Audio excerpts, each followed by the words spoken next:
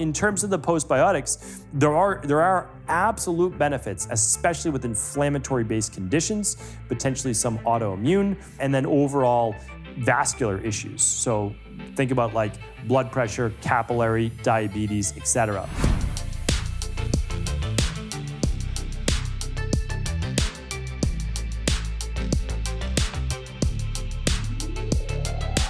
Welcome back, everyone. Thanks for joining me here today, episode 2665 of the Cabral Concept.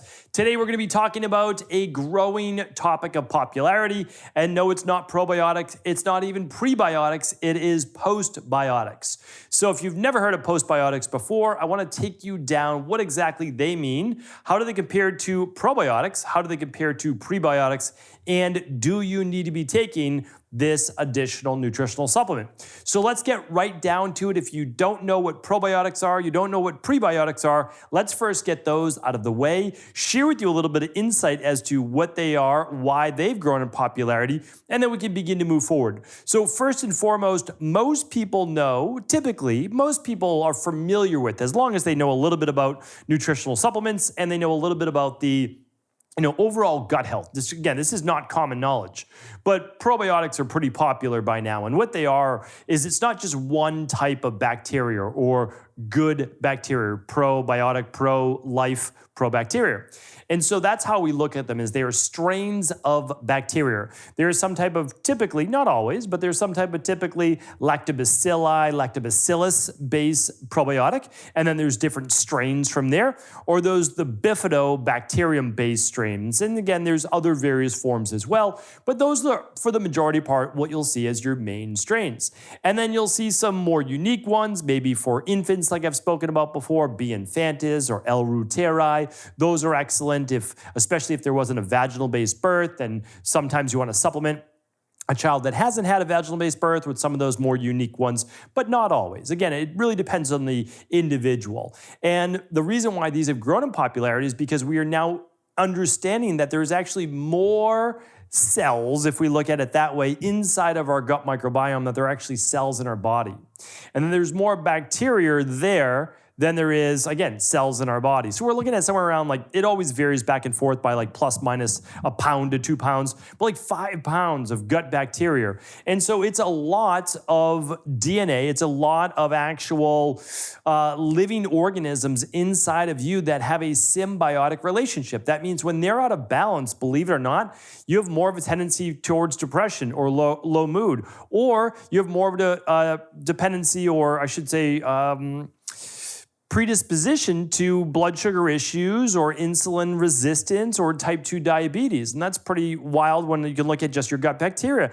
And another part, looking at, again, your gut bacteria, is a direct link between a couple bacteria called Firmicutes and Bacteroides on whether or not you're going to add excess weight on your body, like body fat or not. So this is a burgeoning area of the health-based industry. We've known about it now in natural health for 40, 50 plus years. And conventional medicine has really started to catch on to it somewhere right around the 2000s, like right after the 2000s, because back then they didn't even believe in leaky gut. They didn't believe in intestinal permeability. They really didn't believe in Candida overgrowth to the degree. Yes, they had certain medications for it, like a nystatin or diflucan, but they wasn't really used. It was used more in conjunction with, a yeast infection or something like that. But now they're starting to catch on. Then eventually, again, early 2000s, more and more doctors are hearing about SIBO, small intestinal bacteria, overgrowth. And of course, they've known about parasites, but they don't really look at it in general population.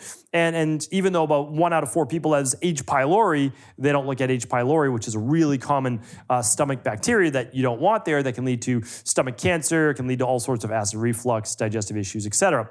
But I digress. The reason why, though, probiotics have become so popular is because they work. They begin to help to rebalance gut flora. Now, I always tell people, better if you have the yeast overgrowth, bacterial overgrowth, H. pylori parasites, to remove those first or rebalance your gut microbiome rather than just supplementing with probiotics, because that doesn't do anything necessarily to the degree that you need in order to improve the parasites, the yeast, the bacteria, or the H. pylori, especially if you already have bacterial overgrowth. Adding more probiotics may not be the answer. So again, running a lab like the bacteria and parasite stool test or the Candida metabolic and vitamins test, both of those are absolutely amazing. There's something called the gut bundle that includes those two labs, plus the food sensitivity test. Hands down, that's the best way to go if you're able to. I can link up to those, but again, I just want to give you lots of option on today's show. So if you go to stephencabral.com/2665, we'll link up the gut bundle as well as those 3 individual tests. You can test those. You can actually see what bacteria are you low in or too much or have too much of, and you can begin to rebalance that. Again, all about the rain barrel effect. Sometimes you have deficiencies, sometimes you have toxicities. Personalized health is about finding out what you need. So I'll link those up today. You can always find all the labs at stephencabral.com/labs. You can run them anywhere you want, honestly, but I always like to make sure that you have the information and the know-how in order to get them. All right, so those are probiotics. We need balanced gut bacteria. We really do. We've got about 26 feet or so of digestive tract, 19, 20 feet of small intestine, about 5-6 feet of large intestine, and that needs its specific bacteria. All right, so that's probiotics. Again, amazing for immune issues, for overall gas, bloating, etc.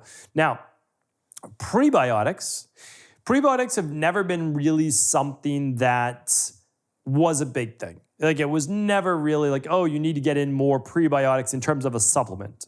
And the reason was this: anyone on a diet that is high in fruits and vegetables, and I'm going to go through the different foods for each of these in just a moment, so I'll definitely give you that by the end of the show.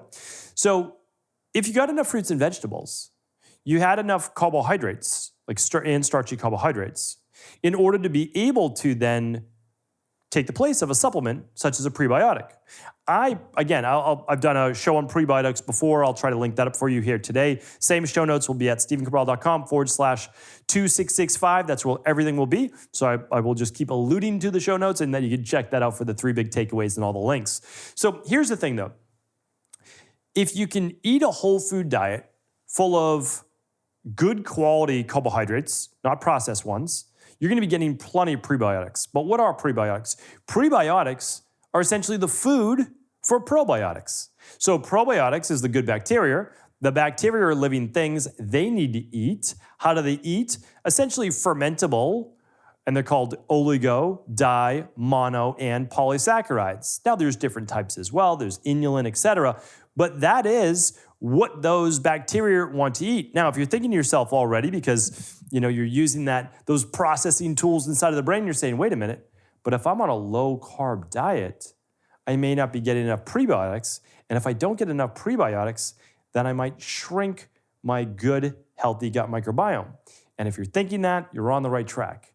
It's also why initially some people feel better when they're on a low carbohydrate diet to their gut microbiome, because they had an imbalanced overgrowth in bacteria, most likely in the first place. And that includes yeast, because yeast feeds off of these things as well.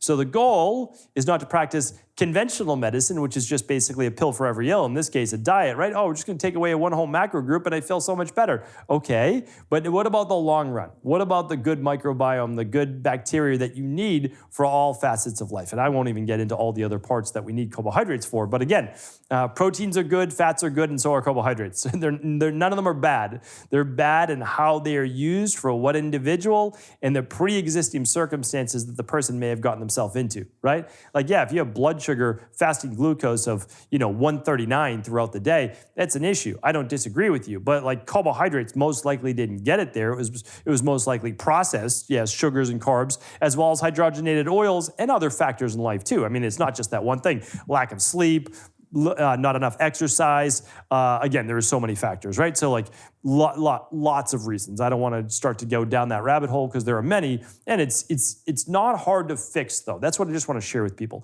You can fix all of these things. And I want to talk about postbiotics, so we're getting into that next. So basically, probiotics is the good bacteria. Prebiotics is what feeds those probiotics, which is the bacteria itself. And then postbiotics, believe it or not, is essentially, there's not a good way to state this. So I'm going to give you the simplified version and then I'll give you the more technical version. But I think that giving you the base version is what's going to help you then understand the technical version. Okay, so you've got these microorganisms, this bacteria, and after they're essentially eating the prebiotics, they give off waste metabolites, waste products. And those waste products are actually the postbiotics. Okay, but here's the interesting thing. The postbiotics have their own benefits as well. And they seem to also work as essentially an overall anti-inflammatory, which is pretty interesting. So you have your good bacteria in your gut that's naturally there, naturally present from birth, hopefully. Again, hopefully it is, right? Hopefully, though, we haven't taken antibiotics, drank all this alcohol, got exposed to heavy metals, et cetera, which that affects the microbiome, right? But if all things went according to plan, you'd have a good, healthy bacterial gut microbiome. You'd be eating your carbs, fats and proteins. I'm not saying that carbs are the only macro. And then it would be feeding your good bacteria, and then they would be giving off their own natural postbiotics, right? And there are foods that are postbiotics, and I'm going to share those too. So that's the interesting thing, is that all of these things are basically taken care of in nature, and I'm going to give you the different ways that you can get those.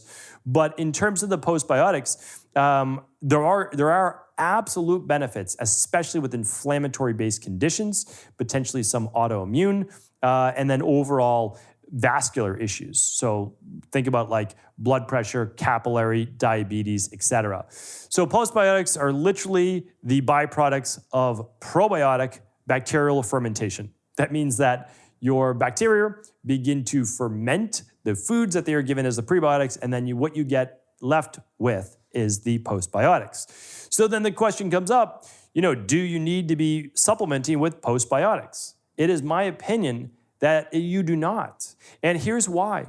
There are so many amazing nutritional supplements to take. But how many can you take realistically? Like, what's the average person? How many can the average person take nutritional supplement-wise? I would say, like, if you're deep into the health community, you probably take somewhere between 7 and 10. Like, I just think that that's probably for like a lot of people, you take between like 7 and 10 products. People that are on the deeper end, like myself, doesn't mean it's better, just means you're all in. You're taking a dozen or more, right? And so, okay, that's more the deeper end. And then some people, they kind of dip their feet in the water and they take 1, 2, or 3, maybe 4, right? And like, so there's just kind of like over under, we'll say, under a half a dozen, over a half a dozen, and then there's over a dozen. Like, we'll put it that way. I'd say those are kind of like the 3 camps. And when you're in I only want to use a couple, because also they're costly, right? Like, nutritional supplements cost money. So this is how we look at it. There's no way that postbiotics makes your top 10. There's no way. And when I look at the aggregation of data amongst functional medicine doctors that recommend nutritional supplements based on specific imbalances, postbiotics aren't in the top 20.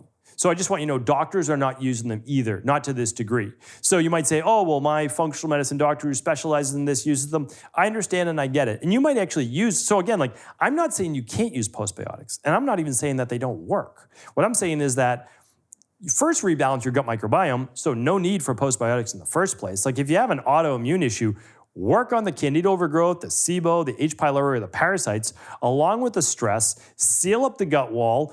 You may not need postbiotics after that, or you may not be using them in the first place because of an imbalanced gut microbiome. So again, like, I'm not going there right away. I see no need. Also, here's the thing. I'll recommend people a dozen different supplements if they want, but postbiotics, in no way, shape, or form are in that top 12.